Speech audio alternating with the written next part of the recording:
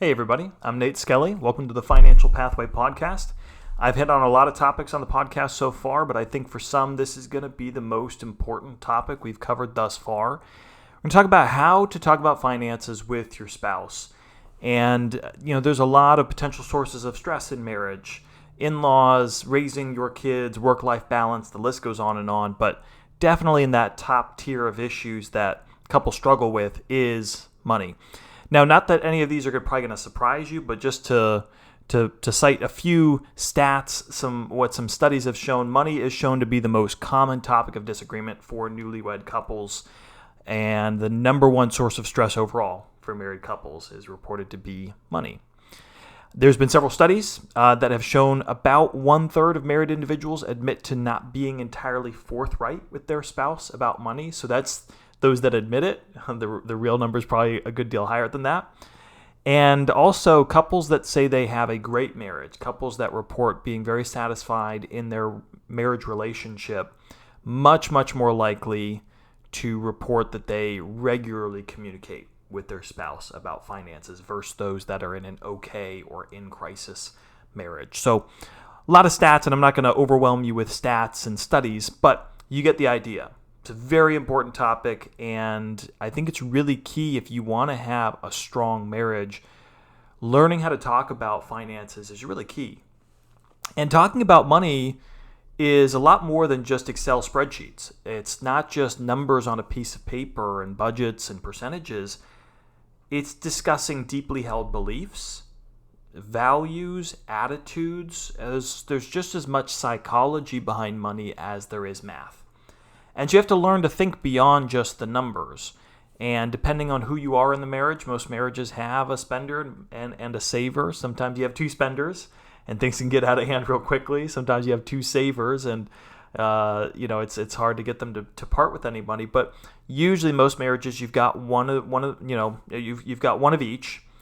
And I'm not a marriage counselor, so let me just say that at the beginning. I'm not a psychologist. I'm not speaking as somebody who has perfected marriage, but I am speaking as somebody who's been married for a while now. We've been married for over 10 years, and I think both Charity and I would attest that in our relationship, not that money has never been a source of conflict, because certainly it has, but it's rare that it's a point of conflict.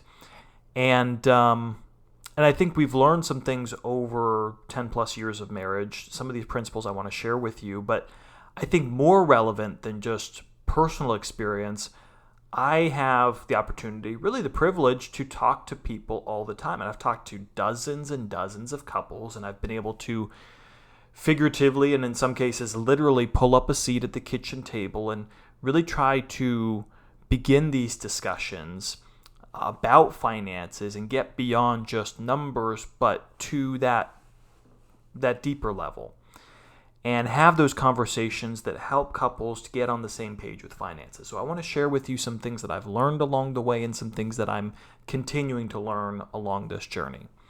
So first and foremost, I want to give you 3 what I call rules of engagement for how to discuss finances, because the how you talk about money is really important, not just the what. In other words, the way in which you say things to your spouse is just as much, if not more important than what you say. And if you're married, you know exactly what I mean, because tone and attitude and body language is really, really important. And so when you're entering into these discussions, you've got to enter into it the right way. So let me give you 3 rules of engagement, things that'll be helpful in having these conversations. So number 1, first and foremost, listen to understand, not respond. This is really key for somebody like me. I can start to be listening, and then the wheels start turning, and I know what I want to say next, and then I'm anticipating when my spouse or somebody else is going to finish their sentence so that I can interject with what I want to say. And what we have to do is learn to listen to understand. Listen not to say the next thing or not to make your next point, but to truly understand. Value your spouse's input and perspective. If you enter a conversation about money like it's a debate or an argument to be won, then you have already lost. Instead, have humility and come into it with the attitude, I'm here to learn and I'm here to understand. James 1:19 is one of my favorite verses. The Bible says that every person needs to be quick to hear, slow to speak, and slow to anger. So quick to listen, quick to hear, and be very careful and methodical and strategic about what you say, and certainly be very slow to get angry. It's interesting, we in our small group, our connection group at church, we recently we studied 1 Peter chapter 3, and it has a lot of great verses on marriage and the marriage relationship. And in verse 7 of 1 Peter 3, it tells husbands that we are to live with our wives in an understanding way. And that's a really power-packed word, an understanding way, that you need to take time to understand how your wife thinks, how she sees things, value her input and perspective. You're not going to be able to do that until you listen. And so listen to understand, not to respond. Your spouse is going to see your blind spots. You're going to see their blind spots. And and a lot of times that's with the spender and saver. The spender is going to be the one that is like, hey, we never have any fun. We never do anything enjoyable. We never go for it. We need to do it. And the saver sometimes is able to rein in a little bit of those excesses. And so you need each other.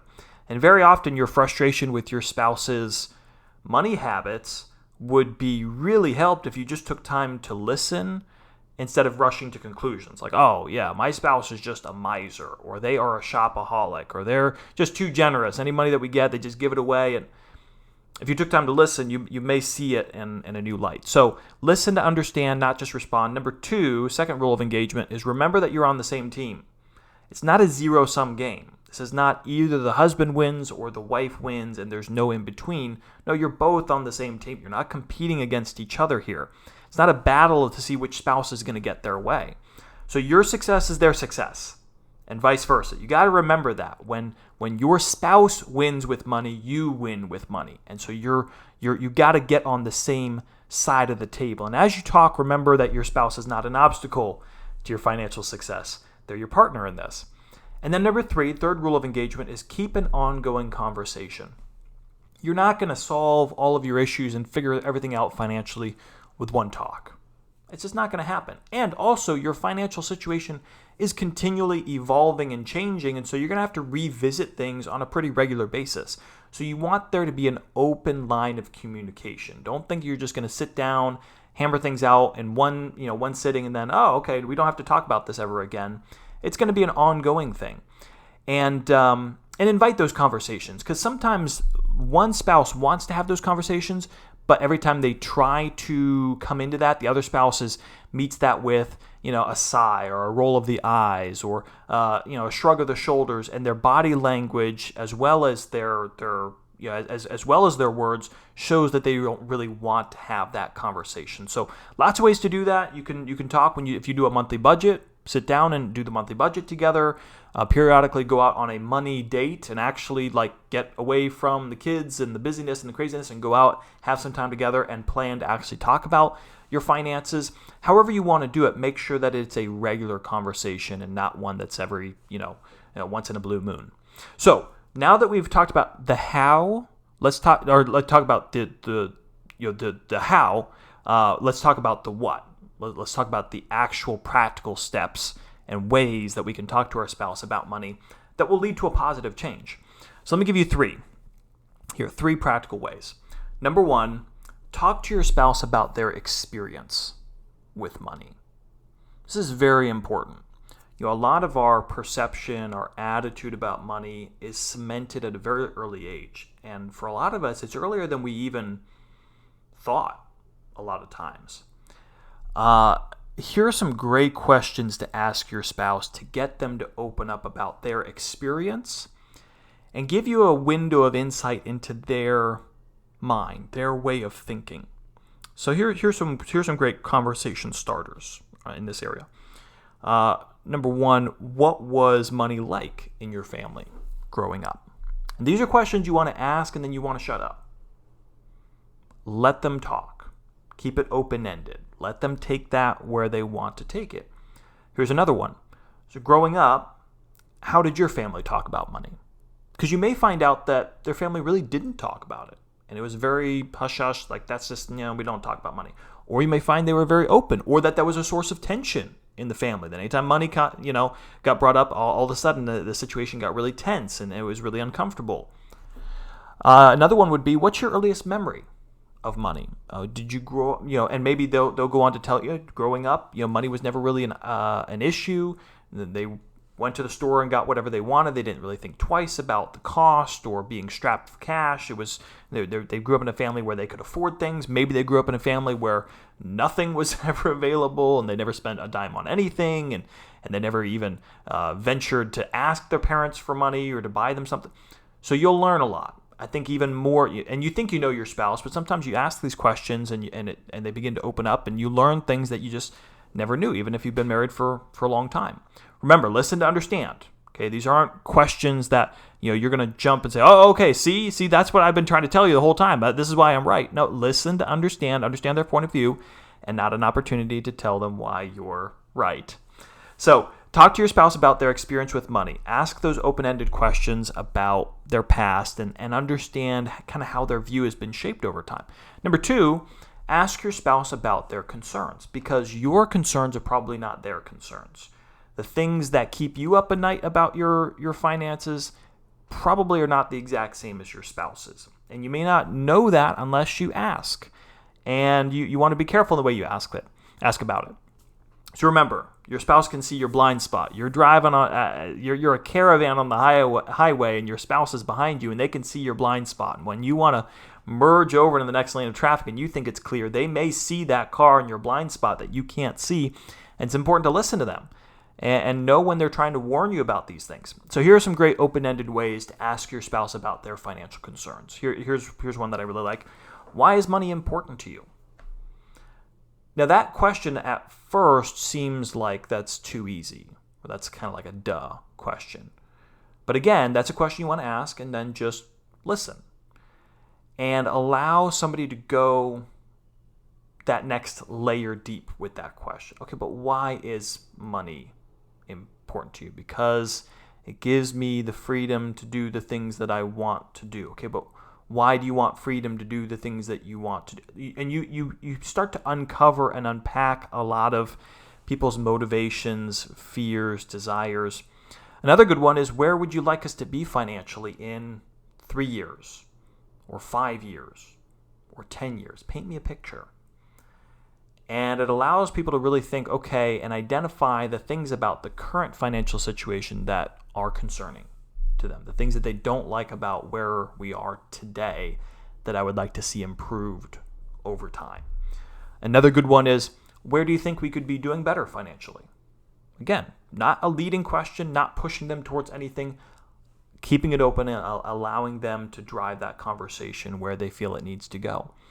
These questions will help your spouse really zero in, because sometimes we don't even know exactly what our concerns are until we were asked those questions, and we have to clarify in our own mind. So it's beneficial for you, but it's also beneficial for your spouse when you start thinking those ways. Maybe the concern is just financial stability. I don't know that we're in a place where we, if an emergency came along, would we be able to handle that? Maybe the concern is, I'm worried if one of us dies, how are we going to take care of the kids? Is the mortgage going to get paid for? Are we going to be able to send the kids to college? What happens there?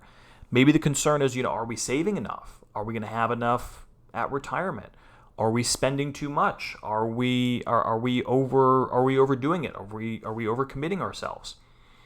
So ask your spouse about their concerns. And then number 3, a third way to talk, to have this conversation with your spouse is come up with a financial plan. So you want to, first and foremost, understand their experience with money. Also understand their concerns, but then you really want to put some feet to those discussions. You don't want to just talk about it and then leave everything undone. How can we move forward from here? How can we take a constructive conversation and communication and do better as a couple? So brainstorm together. Brainstorm practical steps that you can take. And depending on what you've talked about, it'll be very obvious the areas that need to be addressed and areas that you can look to improve. So Keep it simple. By the way, when you have these conversations, what's not helpful is to type up 20 pages of, oh, here's all the problems that we have and here's all the things we got. Keep it simple, all right? If you feel like there are 20 things that you need to do, start with 1 or 2 or 3. Don't overwhelm yourself, okay? And make them very realistic, attainable. We've talked before about SMART goals: specific, measurable, achievable, relevant, time-based. I believe that's what SMART stands for. Yes. So give yourself. I'm putting myself on the spot. Give yourself parameters for these goals, and you'll be much better for it. So let me give you some examples here.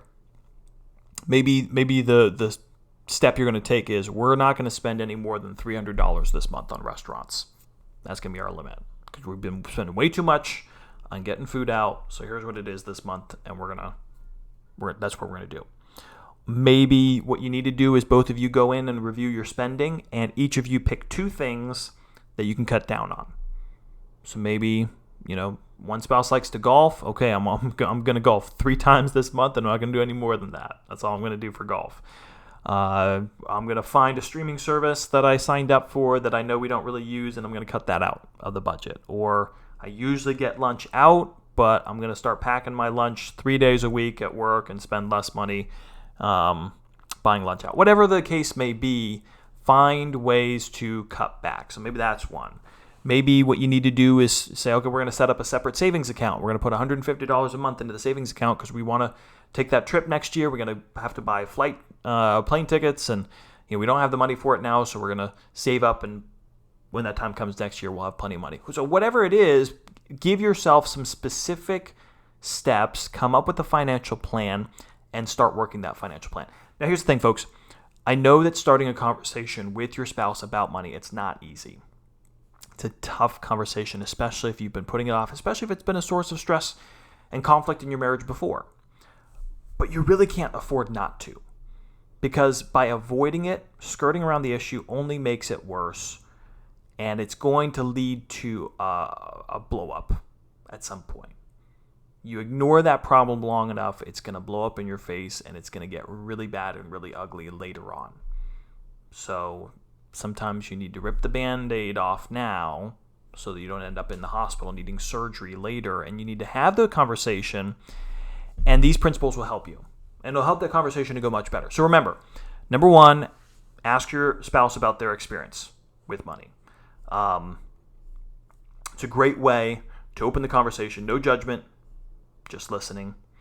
Ask your spouse about their concerns. Be willing to ask those follow-up questions and go deeper, because you really get at the heart of their concerns. I mean, they may say that you don't like it when you spend money on big stuff without telling them, but when you really go further, maybe what you find is what their real concern is that they don't want to end up like their parents, because their parents got to age 65 and realized they couldn't retire, and they had to work much later because they had $30,000 of credit card and hardly any savings, and you saw the stress that brought on them, and you don't want to end up like they ended up. And that's what's really bothering you. And you wouldn't know that your spouse is thinking that unless you had that conversation and were allowed them to voice those thoughts and those concerns.